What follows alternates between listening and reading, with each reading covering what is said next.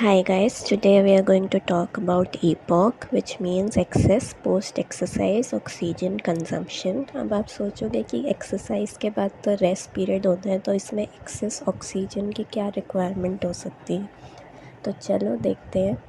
EPOC समझने के लिए आपको दो टर्म समझने पड़ेंगे, ऑक्सीजन डेफिसिट और ऑक्सीजन डेट। सबसे पहले स्टार्ट करते हैं ऑक्सीजन डेफिसिट से। ऑक्सीजन डेफिसिट का मतलब होता है ऑक्सीजन की कमी या ऑक्सीजन का लॉस। तो जब हम एक्सरसाइज स्टार्ट करते हैं तो हमारी बॉडी को इमीडिएटली ऑक्सीजन प्रोवाइड करना चाहिए आइडियली, पर ऐसा नहीं होता है क्योंकि जब हम एक्सरसाइज स्टार्ट करते हैं तो पहले हमारा एनारोबिक सिस्टम एक्टिवेट होता है जो बिना ऑक्सीजन के काम करता है। फिर एनर्जी सिस्टम स्विच होते हैं और वो एरोबिक सिस्टम पे जाता है।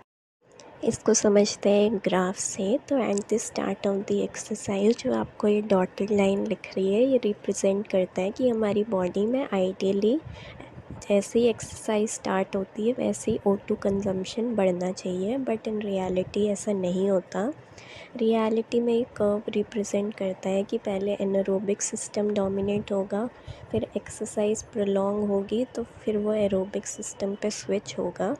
तो ये जो टाइम गैप होता है between the real O2 consumption और आइडियल O2 कंजम्पशन, इसको बोलते हैं O2 डेफिसिट, जो रिप्रेजेंट करता है ये शेडेड पोर्शन से।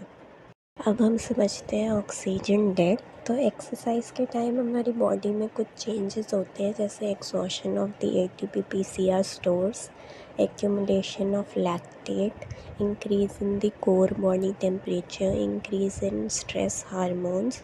तो इन सब चेंजेस को वापस हमें रिस्टोर करना होता है टू प्री एक्सरसाइज स्टेट। तो जो extra amount of oxygen that is consumed to restore the body to its pre exercise state is known as oxygen debt और EPOC।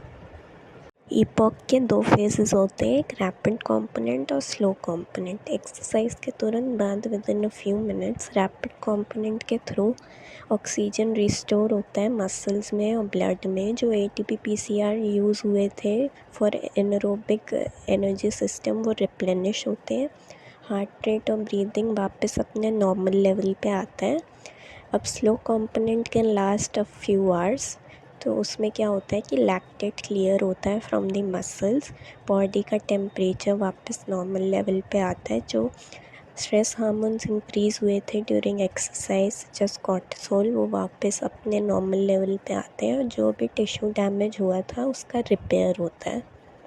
जो अभी हमने पीछे पढ़ा EPOC का सिग्निफिकेंस, ये फ्लो चार्ट डिपिक्ट करता है कि एक्स्ट्रा ऑक्सीजन कहाँ कहाँ यूज़ होता है बॉडी में after the end of the exercise. So yeah I hope आपको EPOC और O2 डेफिसिट समझ आ गया होगा। I will see you in my next video. Bye.